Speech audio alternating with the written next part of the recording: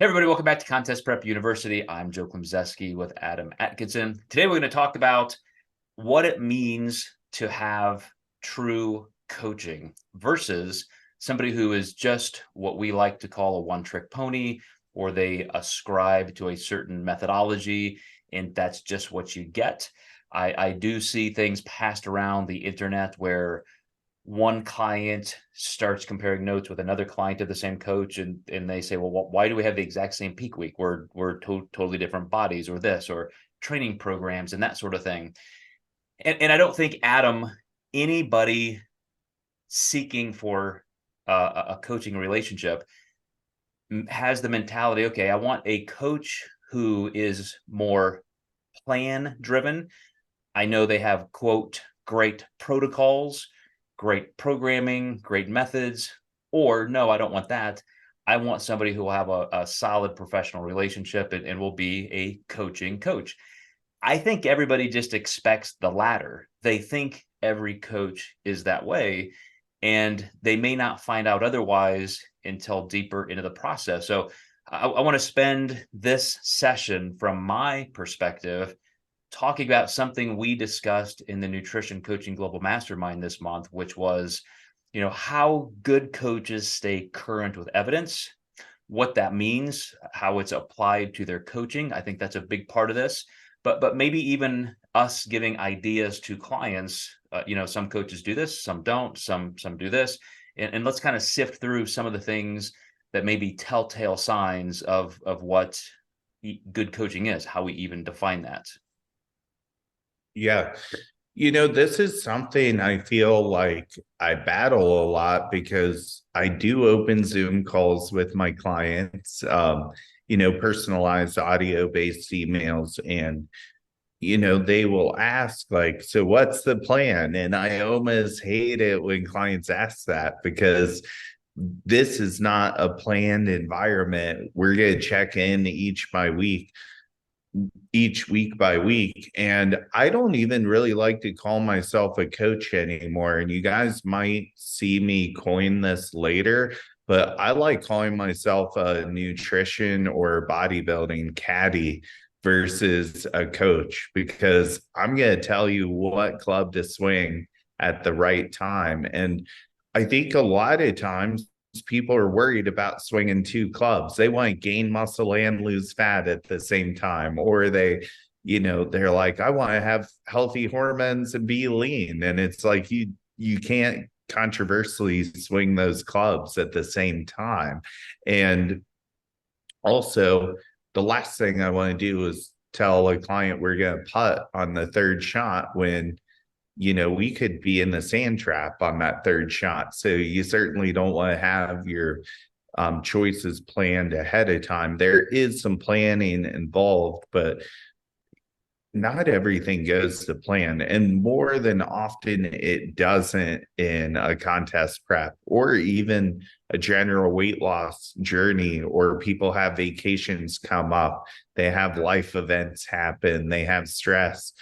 Uh, I think it comes down to the fact that some coaches, though, still promote plans. And that's why it is so hard to break that thought process with people is, they get coaches who just give them all 12 weeks right up front. Here's what we're going to do weeks 1 through 12, or they buy a challenge. And I still see that stuff floating around. And I can't imagine people not wanting a customized approach. So here's the problem with that, Adam, because I have struggled with that for decades, even and maybe especially working with general population clients. Uh, it is so difficult to explain and to, quote, sell coaching because it sounds very abstract. It sounds very conceptual, and most people are more commodity minded. I'm going to give you this, aka money, and you're going to give me this. And they want to know, what do I get? And so there's a point of tangibility. People like things that they hold on to, they can download. It's pretty, it's a PDF, or it's some kind of, as you're saying, a plan. And I'll give you just one quick example. A couple of my international clients who are competing this week, again, and understandably, long travel, things like that, 2 weeks ahead of time, they wanted their peak week plans. And I had to say, dude, like, wow, I have no idea what we're going to do then. Like, we're that's 2 weeks away. I've got to continue to finish what we're doing right now in the interim to get to that point, see how your body's responding, see where we are. That's going to change everything. But again, that's sometimes not fun for the client. And so one of the things, just from me to you, Adam, and maybe to other coaches who really feel responsible to give clients what they're asking for, how can you make something feel tangible? How can you make it feel like they're getting something, but there's still that coaching element? I will say, just a little bit to continue our conversation, I think one of the reasons some coaches are more plan driven or more cookie cutter in their approach, and I don't even want to say that in a derogatory way, because, you know, if I'm going in for a spine surgery and there is this technique versus this technique, and all of these doctors do it this way and these doctors do it this way, the human vertebrae are pretty similar. You know, the injuries are pretty similar. You have to learn a methodology, something that's very, very rote, R-O-T-E, very cut and dry, very, visually explainable. But then you open the body up with the scalpel that first time, and every person's different. You're going to see things how you're going to have to now apply that methodology differently. What I think in the coaching world is that the people with the least amount of education, the least amount of actual knowledge, they have to just default down to that one trick pony status. This is all they know. It worked for them, perhaps. It worked for their buddy. It's what was taught to them in a weekend certification or something. Maybe their favorite influencer says this is the way to go, and that becomes their adopted trade. And they just can't think through other methodologies, other nuances, because it's just not in their brain. They just don't know it. Yeah, that's a really good point. And I think in a lot of normal cases, sometimes the plans can work. I've also seen it where, someone gets way, way, way too lean, or, maybe the coach has a thought process on calories should never be this low, and then many of their clients don't get lean enough. They have that one genetic freak they worked with, and they said this worked for that champion, so we're using it for everybody down the road. That definitely happens. Sometimes you see teams where the head coach is much less fluent than the associate coach under them. You've got like the leader of the pack, and you see the other coach who works under them, and it's like, how are they producing pro after pro, and you never see the top dog like produce anybody. So you always wonder how some of these camps are ran. So I always find that kind of interesting, and I think it's because within that camp, you probably have someone who does plans, and then you have somebody who actually does, get under the microscope, and they find those differences. And, that's probably what keeps that camp alive, is that one person who's kind of pulling the weight of everybody else. So it is kind of interesting.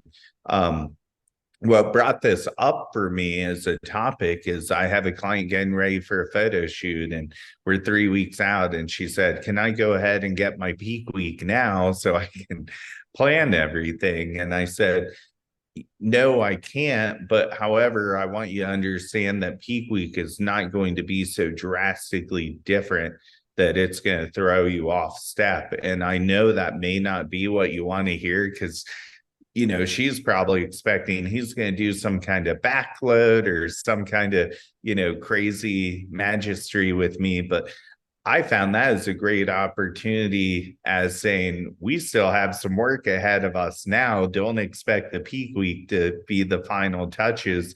These last 2 weeks are. And I think a lot of people still think of peak week as being the magic trick to get you ready. You should be ready far before peak week. You know, I experimented this last month with a couple clients, and it's going well.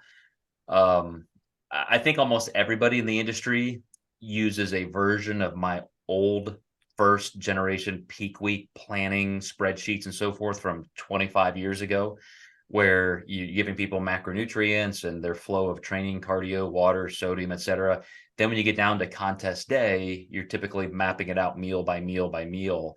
And I had a couple clients that had extremely different types of food intakes because of vegetarianism, because of international food source differences and so forth. And so I said, you know what? I'm going to give you a meal by meal macronutrient design. Like here's, Saturday through Friday of peak week, 6 days where it's macro driven like we've always done. Then on contest day, instead of telling you to eat this exact food source at this exact amount, I want you to have your exact same meal one breakfast, but let's kind of make sure we're fitting it into these macros for these reasons, and let's do this. And they were a little bit stunned initially that, wow, you're not going to tell me exactly what to eat. And I said, well, you're going to eat the same foods you eat every day. Like we're just going to maybe adjust the amounts a little bit. And talk about consistency and their ability to just look exactly how they're used to looking every day in a very good sense, because it's something we've been testing for weeks at that point. And both of these people won their shows, won overall as well, against hundreds of competitors in their particular shows. And so not that that's something I will do for everybody, but it shows your point that coaching is not having some bizarre plan that you give every single person the same foods at the same times in the same amounts or in the same order, something like that. It's just simply letting people use what their homeostatic physiology is already adjusted to, what foods are comfortable with, the same food sources they have. So that's one thing to consider. But I want to mention that this is a struggle I have as a father figure to the industry. When I started licensing coaches 20 some years ago, before this whole thing was even an industry, it was because there was no industry, and legislatively, anybody who was not an RD, registered dietitian, or physician, they were blocked from doing anything. So I had to hire an MD and an RD to be our medical director and dietetics director to make this legal. In the things that I was doing to license coaches and so forth, what was the tip of the spear for this entire industry, competitive coaching as well as just general population coaching, because then all of a sudden thousands and thousands and tens of thousands of people just rose up and said, okay, it's wide open. We can just do this. I had to make the decision, Adam, because back then my heels were dug in to say, wait a second, you're going to ruin this for everybody. This is illegal. The hammer's going to drop at some point. And it just didn't. And I think, like the phrase goes, possession is 9/10 of the law. We already have things like personal trainers that aren't licensed. They're not legislated against. Matter of fact, you could do anything you want. And as long as you don't get sued or have some kind of catastrophic negligence that causes a problem, even you as an individual, you're just never going to be outside of, the radar. Nobody's going to care. So that's just kind of where our whole industry has gone. And I had to make the decision, I guess that's okay, maybe. So then what are we going to do? I decided I have to get on the side of not just licensing coaches, but certifying them. So we created the National Academy of Metabolic Science. I'm the USA director for the Sports Nutrition Association. We mentor coaches on the business and career development side. We now do all these things instead of saying, no, you can't do that unless you're under an umbrella like us. Now it's, yes, you can do it. Let's just make sure you're doing it well. So, there's still a lot of work to do, Adam, because you and I both know there are just horrible coaches who do horrible things. That's what we're both talking against here. But the poor client on the other end, often just doesn't know. They don't know who's credible and who's not. So my question to you in all of that, I had my kind of epiphany 10 or so years ago when I decided I gotta really switch gears and help these coaches. How do you see the future of that going, and what maybe do you think are the best steps for clients to entertain? Well, my hope is that, stuff like our NAM certification takes off and starts being a standard in the industry. And maybe if not that, something, I think that would be a great first step. We do have to protect the clients and the athletes. And, in the world of bodybuilding, it's a pretty unregulated sport. I think there need to be a lot of education on, the potential outcomes, and just more education on the side effects of some of the things that people are doing. And I think people can just make overall better choices. I think right now this new era is so new that I think there's going to be maybe a lot of people down the road that have some regrets. And I think we're maybe 10 years from seeing that, but I think we are going to start seeing that. And that might detract from the sport a bit. So I think it's important for this stuff to move forward now so we can prevent a big uprise of that. Because I think we're going to see a kind of reverse wave, or maybe a tidal wave effect where, the industry maybe crashes because there's a lot of really unhappy people out there based on the decisions they made. And that starts with the coaches, and the coaches educating. One thing my clients always like is the fact that when they don't understand something, me explaining it to them, or if they're looking to go into the enhanced route, it's not just like, here's your protocol. It's what's your family history? What do you want to avoid? Do you really want to do this? Have you thought about the future? Do you want to have kids? Do you have any other risk factors against you? It's a conversation versus a copy and paste sheet of paper. Well, you're going to enhance. Here's what everybody does. There's definitely some variables there. And I think there needs to be further education beyond just the nutrition world. So there definitely needs to be nearly like a governing body that helps the coaches help make these better connections with the athletes. Yeah, I've thought about that obviously for years and years. And I don't know how that happens. Part of the reason why I created the Nutrition Coaching Global Mastermind was such a deep board of directors. We have about 8 PhD and MD level people on the board from all fields, research fellows, sports psychologists, physicians, etc.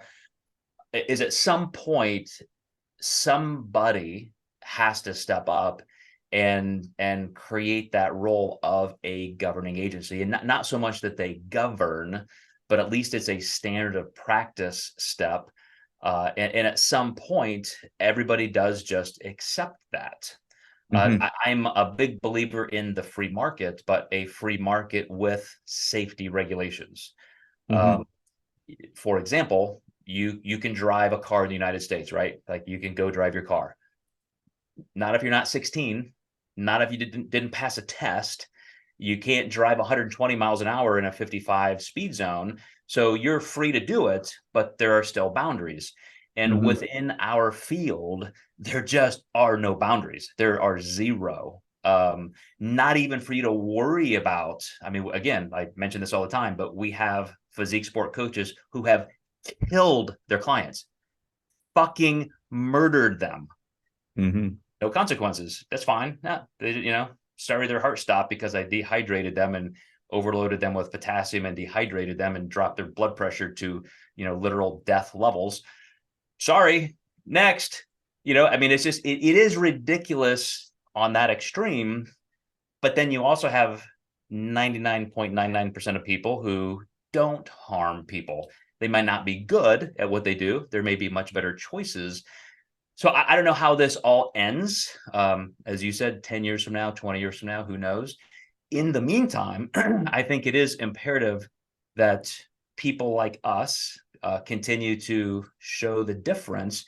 And I'll give you an example. Eric Helms was on our Nutrition Coaching Global Mastermind call this week, and he, not even as a point of debate, he just made the assumption that, obviously coaches have all kinds of different educational backgrounds.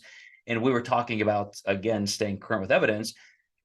So he said, maybe if you don't have any college education whatsoever in the sciences, you don't have a bachelor's degree in exercise science, you don't have a master's degree in nutrition, you're not an RD, you don't have a PhD, maybe your best course of action for staying current is to get a simple entry-level college textbook, nutrition, biochemistry, and just read it. Chapter 1, let's get in here. Let's see what energy balance is all about. Because if you start getting too far ahead, thinking, for example, that you can understand a very comprehensive, complex study, you just can't. You just can't. You don't have the equipment there to do it. You have not been taught. And then he said, but, let's say you have a master's degree and you're used to research. Maybe you stay current by creating a little bit of a research club. Maybe you join some people and you engage yourself in their work doing that, like MASS or REPS or something like that, different organizations who do that. We have the International Society of Sports Nutrition. We have Human Kinetics as a publisher who started under the umbrella of the National Strength and Conditioning Association. There are some pretty big areas where people are conducting and amassing research. But again, Eric was just making the point that we have coaches who don't have any education. We have coaches with PhDs. But the great thing about his describing that without even getting into that detail is that we just expect somebody who is good, who does care, who wants to do the right thing. Even outside of traditional education, there are paths forward to learn. And that's incredibly important, for these coaches to arise and help solidify this as a true disciplined occupation. Absolutely. I was thinking about kind of what you were saying too. Like there's, speed limits. Most jobs have OSHA or personal protective equipment that must be used. There has to be a way to protect these people a little bit more. I agree. So actually one of my old clients went with that coach just recently that killed somebody. And I sent her the article and I don't think she cares. And I said, that is absolutely crazy to me. Yeah. So in the spirit of buyer beware, yes, there will always be people making some bad decisions. But let's wrap up on a more positive note, because again, I have my own personal evolution with this. I knew what the laws were, I knew the restrictions, and so I created a company and a business model to work with that, not to circumvent it. And that's always going to be my mentality as a professional who not only wants to play by the rules, but I will always contest rules that are just not consequential or unfair or unnecessary. But at the same time, to your point, I love that OSHA example. I'm always going to speak harshly against people who just shouldn't be in this industry. But let's say there's just no standard of practice. There just isn't. I was in my crawl space with a technician for our annual inspection. The guy comes out and, we had our crawl space encapsulated years ago. And so there's a whole house dehumidifier in there. They come in, they inspect it for things from brown recluse spiders to termites to looking for any cracks in the foundation or mold. It's just like, this is kind of an environmental hygienist who does all this. And, this was probably a 23-year-old kid. He doesn't look like he's an engineer or that he went to college. I mean, this is a kid who could be working at McDonald's one day and then crawling underneath my house the next day. But he was explaining to me like all the things he's looking for. You could tell he was trained very well because he's talking about stuff I have no idea. He's even saying, okay, look over here at this joist versus this. There's no mold in your basement, but you can tell like this was a water stain at one point, maybe from whatever, or this or this. And we still want to treat this because, it could be a stain left over from this, or it could be this, it could have mold spores that are dormant in this. And like, holy shit, like I don't know any of this. Like this is good stuff. And he's identifying a couple of dead bugs and he's like, yeah, I mean, this isn't this, this is this, this is this, these come out in the fall or whatever. And I'm thinking, this guy clearly loves his job. I mean, he loves the fact that he's got me down there to not impress, but just, show me what he's doing. He feels he's providing the value that I'm paying for. I feel like that can be a lot of good coaches in our industry. You don't have to have a master's degree in nutritional biochemistry, but you sure better involve yourself in some training. You better know exactly what you're doing and why you're doing it. You should be able to explain it. You should have the nuance to go through every single situation as this technician, this hygienist was doing, and have a reason for what you're doing differently than you might for another context. So again, I'm still on, I obviously have an education bias. I feel like there are always people, clients who could have a life-altering bad experience with a coach because of a very unique situation, a health condition, something that comes up, a coach just makes a bad call on the wrong day. And if something catastrophic happens that somebody else would have been able to catch because they have more training or education, that's my fear. That's my fear to the nth degree. But at the same time, as I said, we can't just stop the entire industry from moving forward. It's that ship has sailed. We're not going to change it. And so I feel like our roles just have to be in educating the clients enough that they can make their best decisions. Absolutely.